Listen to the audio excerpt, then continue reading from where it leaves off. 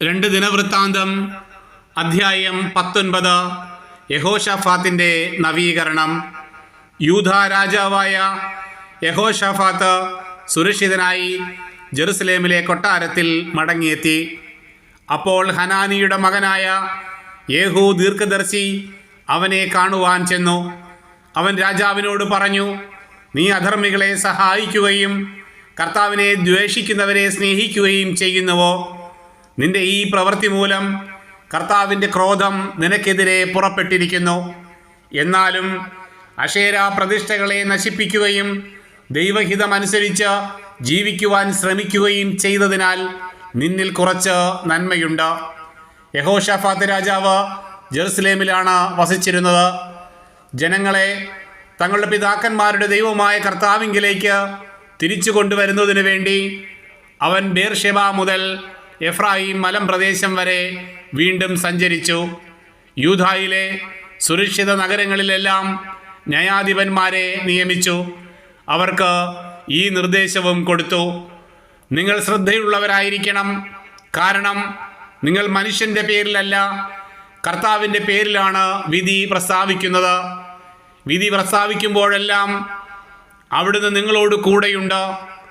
നിങ്ങൾ കർത്താവിനെ ഭയപ്പെടണം. ശ്രദ്ധയോടെ പ്രവർത്തിക്കുവിൻ. അനീതിയും പക്ഷപാതവും കൈക്കൂലിയും അവിടുന്ന് പൊറുക്കുകയില്ല. കർത്താവിൻ്റെ നാമത്തിൽ വിധിക്കുന്നതിനും തർക്കം തീർക്കുന്നതിനും യഹോശാഫാത്ത് ഏതാനും ലേവ്യരെയും പുരോഹിതന്മാരെയും കുടുംബത്തലവന്മാരെയും ജെറുസലേമിൽ നിയമിച്ചു. അവിടെയായിരുന്നു അവരുടെ ആസ്ഥാനം. അവൻ അവരോട് നിർദ്ദേശിച്ചു: ദൈവഭയത്തോടും വിശ്വസ്തയോടും പൂർണ്ണ ഹൃദയത്തോടും കൂടി നിങ്ങളുടെ കർത്തവ്യം നിർവഹിക്കുവിൻ.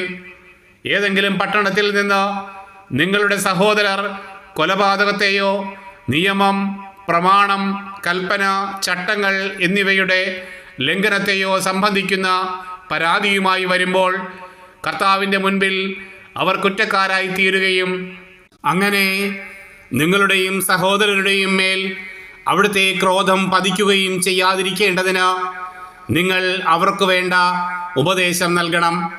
ഇപ്രകാരം പ്രവർത്തിച്ചാൽ നിങ്ങൾ കുറ്റക്കാരാവുകയില്ല.